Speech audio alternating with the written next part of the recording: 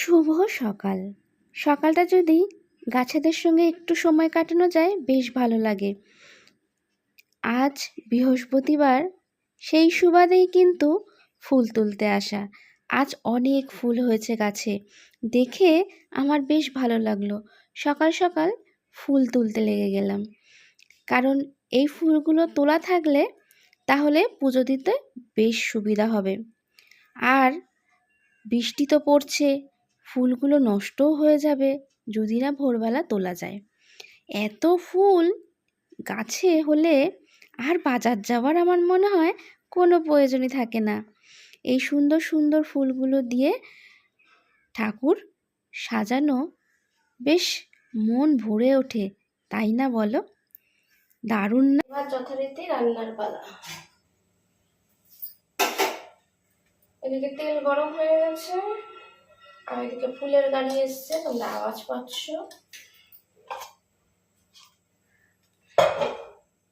কি রান্না করছি বলো তো? এই দেখো, এতগুলো পেঁয়াজ কেটে নিয়েছি। এই দেখো, এর মধ্যে জল দিয়ে রেখেছি, যেহেতু বরফ ছাড়েনি। এই দেখো, লোটে মাছ করবো এখন।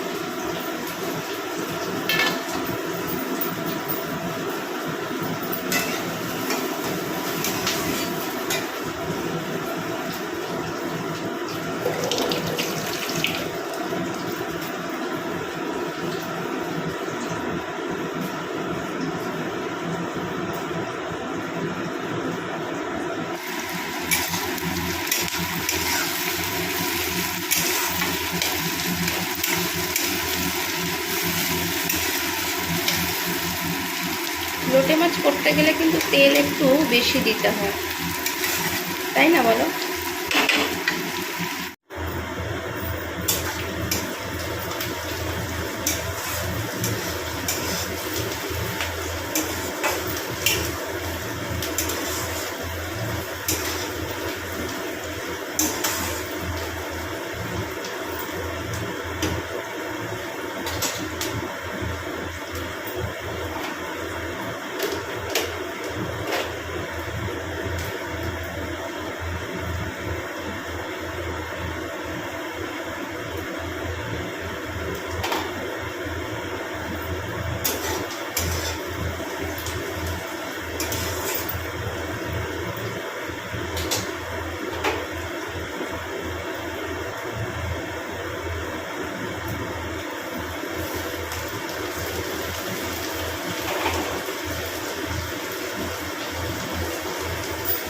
রান্না করাটা কিন্তু একদমই সহজ কাজ নয়।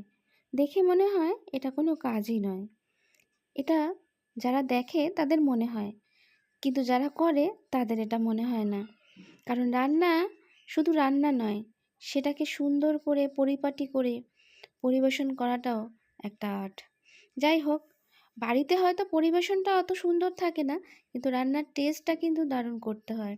নাহলে বাড়ির ওই নিজেদের যে মানুষগুলো থাকে তাদের মুখগুলো কেমন বেজার হয়ে গেলে, মানে হয়ে যাওয়া দেখলে তখন ভারী কষ্ট লাগে যে রান্নাটা একটু তেল বেশি থাকলে না মশলাটা খুব ভালো ভাজাও হয়। আর এই মাছটা একটু মশলা বেশি দিয়ে করলে বেশি টেস্ট।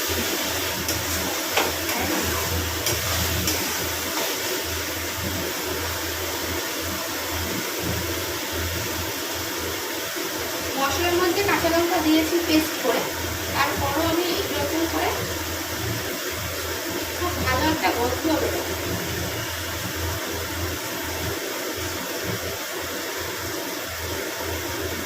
পরিবারের সবার মন রাখতে গেলে সুন্দর রান্না কিন্তু করতেই হবে, কি বলো?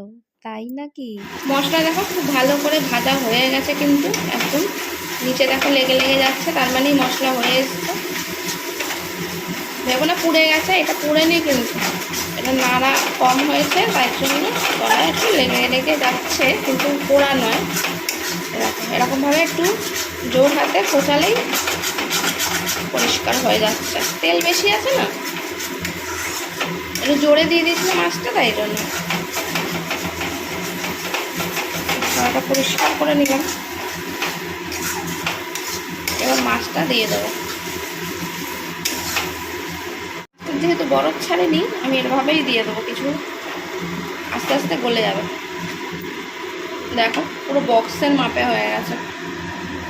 দেখতে কি ভালো লাগছে না, জমাট বাঁধা।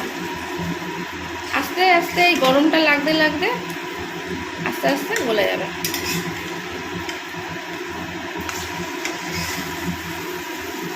গরম কাইটা লাগতে লাগতে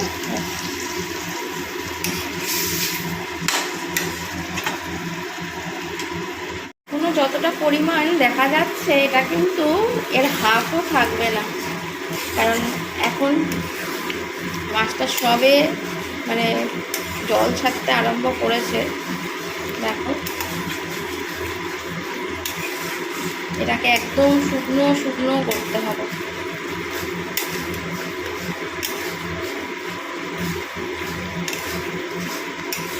আর অনবরত নাড়তে হবে।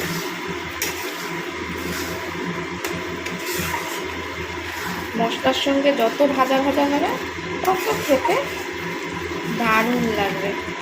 কার কার এখনো দেখো এখন একটা মাছ গোটা রয়ে গেছে, মানে গোটা বলতে এই যেরকম অবস্থা, এটা গলে যাবে আস্তে আস্তে। কিন্তু চাপ ধরা মাছ দিয়েছিলাম তো, ওই জন্য ছাড়তে একটু অসুবিধা হচ্ছিল। যাই হোক হয়ে গেছে। কার খেতে ইচ্ছা করছে চলে এসো, কিন্তু দারুণ গন্ধ বেরিয়েছে জানো তো, কি বলবো। এটা কিন্তু লোভনীয় একটা রেসিপি, আমার তো দারুণ লাগে, টেস্টি। এই লোটে মাছ ঝুড়োটা মশলার সঙ্গে একদম মাখামাখি মাছটা যা অসাধারণ খেতে হয় না, কি বলবো। এখানে আমি ধনে পাতাটা রেখে দিয়েছি, এটা একদম লাস্টে নামানোর আগে দিয়ে দেবো।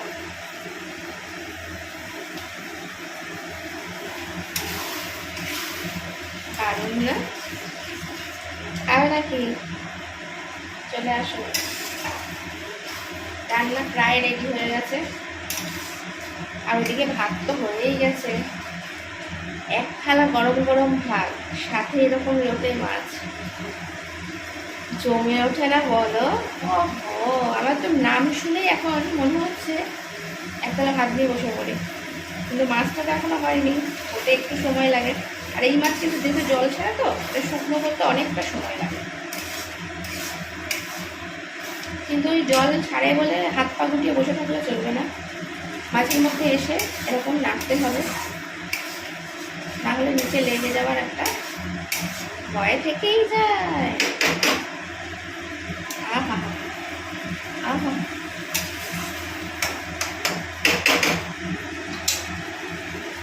কার কার জিভে জল চলে এসছে? অনেকেরই এসছে আমি জানি। এই মাছটা অনেকেই খেতে ভালোবাসো, আবার অনেকে দেখলে একটু নাকশিট খাও অবশ্যই, কিন্তু আমার তো দারুণ লাগে। প্রায় কিন্তু শুকনোর দিকে আর খানিকক্ষণ বাদেই হয়ে যাবে একদম রেডি। তেল ছাড়তে কিন্তু আরম্ভ করে দিয়েছে।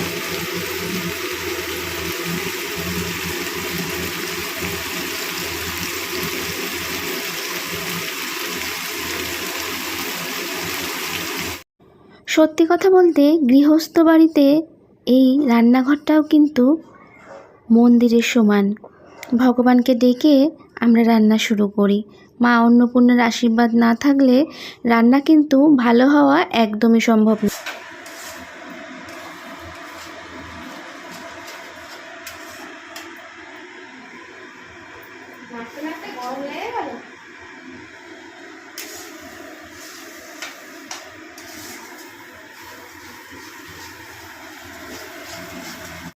বাড়িতে যদি থাকে মানসিক অসুস্থ কোনো মানুষ, তাহলে বুঝতেই পারছো তাকে নিয়ে কত সমস্যা হয়। এখন সকালবেলায় জলটা ঢালার কোনো দরকার ছিল না, জল কিন্তু অলরেডি রয়েছে, কিন্তু ওই যে আমার বাবা, জল যদি আমি না ঢালি তাহলে সে পাগল হয়ে যায়। সকালবেলা ঘুম থেকে উঠেই এক পত্তন চিল্লামিল্লি হয়ে গেছে। আমি যত বলছি আমি সময় পেলে জলটা ঢেলে দেবো, কিন্তু তার যেন তর্স হয় না। জানি না এমন কেন হয়, তার মনে হয় যেন জল না খেতে পেলে আমরা হয়তো এই পৃথিবীতেই আর থাকবো না। তার হয়তো এটা নিয়েই কোনো সমস্যা আছে। যাই হোক, সেসব দেখে আর কোনো লাভ নেই। এই মানুষগুলোকে ঠিকঠাক রাখতে হলে সব দিকে সামাল দিয়েই রাখতে হবে। আর আমি যদি না হাল ধরি, কে ধরবে বলো? তাই যেহেতু একটু বকবক করছিল, বাবাকে ওইদিকে খেতে দিয়ে আমি চলে আসলাম জল ঢালতে। মাকে বললাম একটু ধরে দাও। খেতে বসে পড়লাম। এ দেখো, এখানে রয়েছে ওলের তরকারি, এখানে রয়েছে লোটে, এখানে রয়েছে ঝোল। দেখো, পেঁপে, কাঁচকলা, আলু, পটল, ডাঁটা সব দিয়ে একটা সুন্দর ঝোল। মা করেছে এটা, আমি করেছি লোটে। এই যে ঝুড়ো, এটাও ওলের তরকারি, ভাত। যা অসাধারণ টেস্টি হয়েছে না, কি বলবো। প্রতিটা তরকারি এ বলে আমায় দেখ, ও বলে আমায় দেখ। চলো, টেস্টি মানে টেস্টি তরকারি হলে না, তখন না ভাত মনে হয় যেন কম হয়ে গেছে। ভাত কিন্তু কম নয়, ঠিকই আছে, কিন্তু তরকারিগুলো এত টেস্টি হয় যে তখন মনে হয় যে অনেকটা ভাত খাওয়া যায়। কিন্তু অনেকটা ভাত খেলেই তো হলো না, ভাত খাওয়া বেশি ভালো নয়, এটা মা বলেছে। মা বলেছে একদম ভাত বেশি করে খাবে না, কম কম ভাত খাবে। কিন্তু এটা কম নয়, সরি, মানে কী বলবো, কিছু বলার নেই। মা আমাকে গেদে গুঁদে সব দিয়ে দেয়। হ্যাঁ, সব দিয়ে দাও, তুলে সব দিয়ে দাও। তা তুমি পেবে না?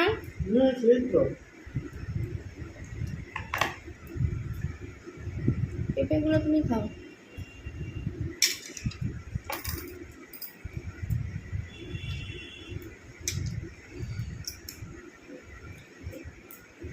লোটে না, এটা আমার সব থেকে প্রিয় জিনিস। এই যে দুপুরবেলা এটা বসে খেতে জমিয়ে খুব ভালো লাগে আমার। সবাইকে দিয়ে আমি আমারটা নিয়ে চলে এসেছি। দেখো, বাটি করে একটু চিনি নিয়েছি, আর ওপর দিয়ে একটু গোলমরিচ দিয়েছি। দারুণ না? টেস্টি লাগে কিন্তু এরকমভাবে খেতে, জানো তো। আর চিনি দিয়ে ভালো করে একটু নাড়িয়ে নিয়েছি। পুরো ভিজা, স্নান করে উঠেছি।